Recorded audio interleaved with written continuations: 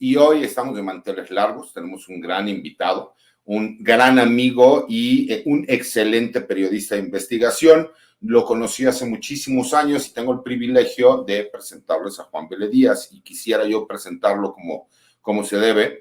El querido amigo Juan Vélez Díaz es licenciado en Ciencias de la Comunicación por la Facultad de Ciencias de la UNAM, reportero desde 1993 en el periódico El Norte y parte del equipo fundador de Reforma en 1993. En el año 2000 estuvo en Milenio, fue Premio Nacional de Periodismo en el 2002 en Crónica por la investigación Secretos de una tragedia militar, publicado en Proceso. Es tallerista de la Fundación Nuevo Periodismo Iberoamericano y miembro del Global Investigative Journalist Network. Es becario de la UNESCO en Budapest, Hungría, y diplomado en Relaciones Estados Unidos, México y Canadá por el CISAN de la Universidad Nacional Autónoma de México.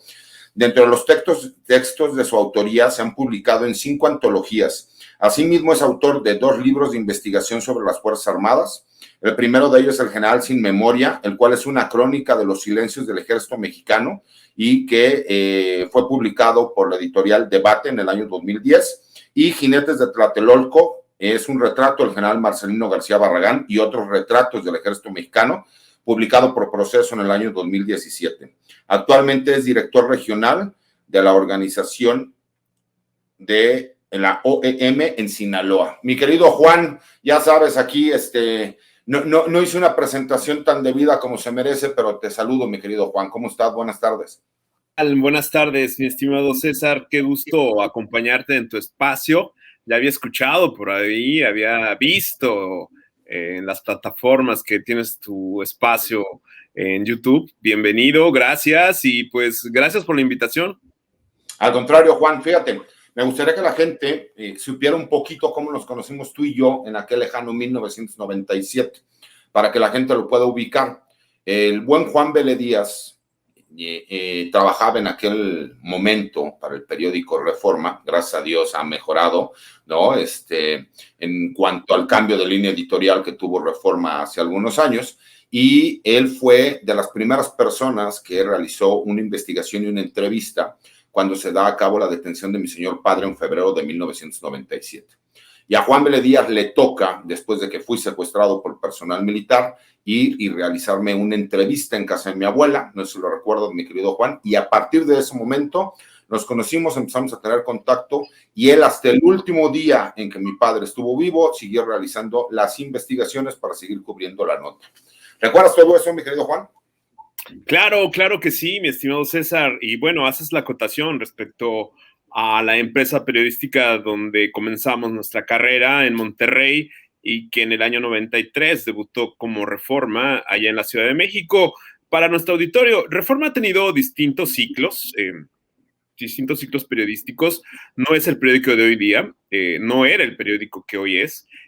Muchas personas que comenzamos nuestra carrera lo hicimos ahí, marcamos una generación en el 93, 94, quienes comenzamos en ese periódico, por el tipo de libertad y de textos y de información que teníamos, la libertad, valga la redundancia, de publicar, ¿no? Tuvimos libre acceso a muchísimas cosas. Como una redacción muy joven, formamos una generación que, no lo digo yo, está en los libros ya de comunicación y de periodismo.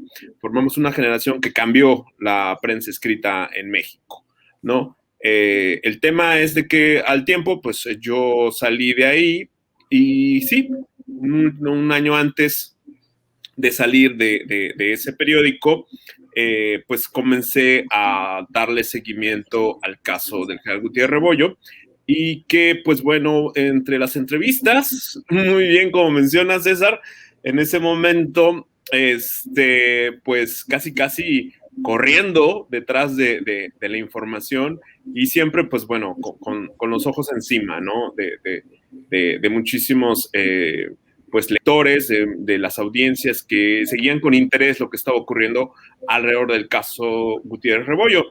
Y es una historia, como tú, nadie mejor lo sabes, es una historia todavía inconclusa. No tenemos todavía el epílogo, el cual se está escribiendo, Pero sí, ciertamente, César, desde ese momento que nos conocimos y que hemos trabado pues, una amistad y sobre todo pues una comunicación que ha fluido por los intereses en común que tenemos sobre la agenda de seguridad de Fuerzas Armadas en nuestro país, ¿no? Así es, mi querido Juan. Y fíjate, yo a la gente los invito a que tengan la oportunidad de leer tus libros.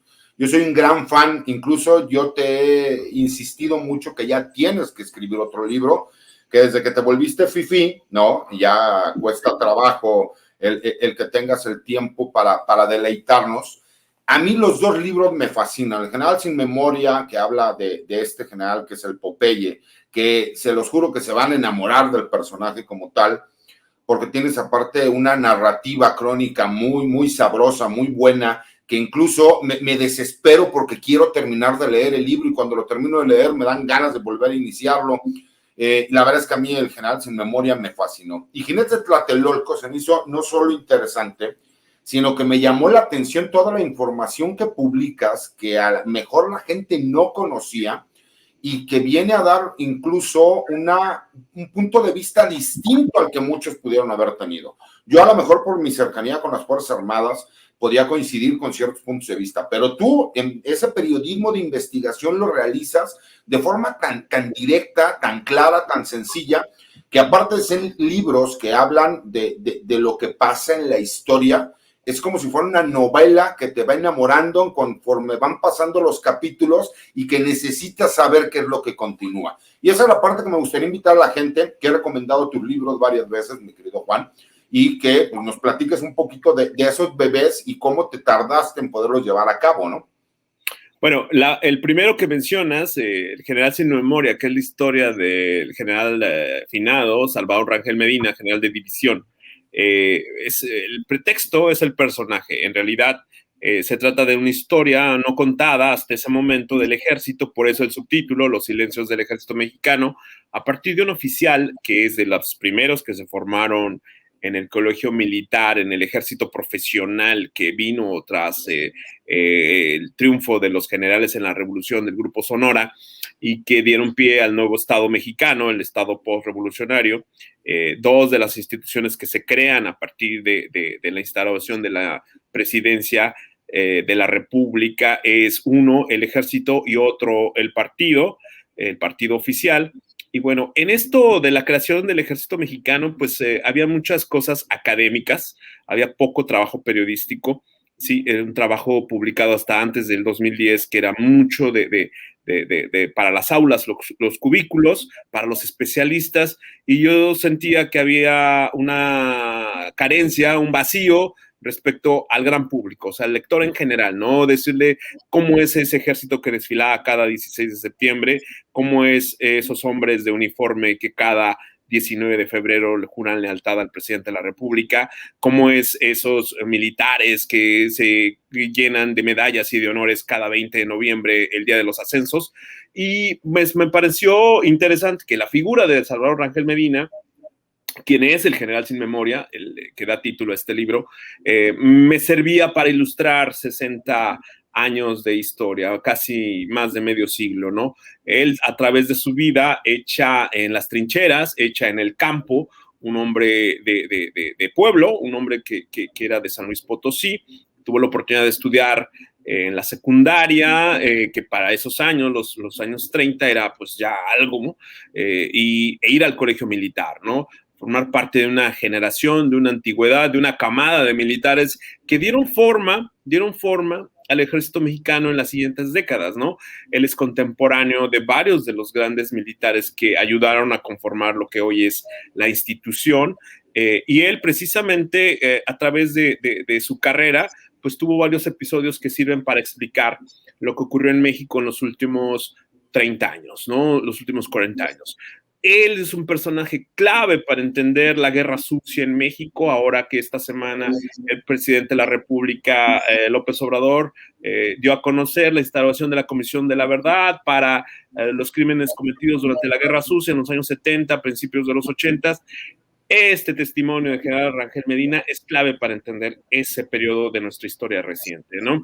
También Rangel Medina nos ayuda a entender lo que fue el primer choque entre el poder civil y el poder militar, ¿no? Ahí ligo mucho lo que vino a ser dos periodos fundamentales en los años recientes. El primero, el año 2001, cuando con la presidencia de Vicente Fox se crea el Instituto Federal de Acceso a la Información, el IFAI, que por ley se empieza a dar esta política de apertura y de acceso a la información. Y dos, la desclasificación de los archivos, el viejo régimen, el antiguo régimen priista y sus sótanos, que es la Dirección Federal de Seguridad, ¿no? Todos estos archivos que por decreto presidencial en el año 2001 se van a Lecumberri, al palacio que alberga el Archivo General de la Nación, pues son dos de las herramientas que yo utilicé para dar pie a este primer libro, ¿sí? Y bueno, César, ahí tú que eres de los especialistas, que todos los días estás en tribunales militares, no sé, tendrás tu opinión respecto a el método y la bibliografía y los documentos que dan pie, que soportan esta investigación, ¿no?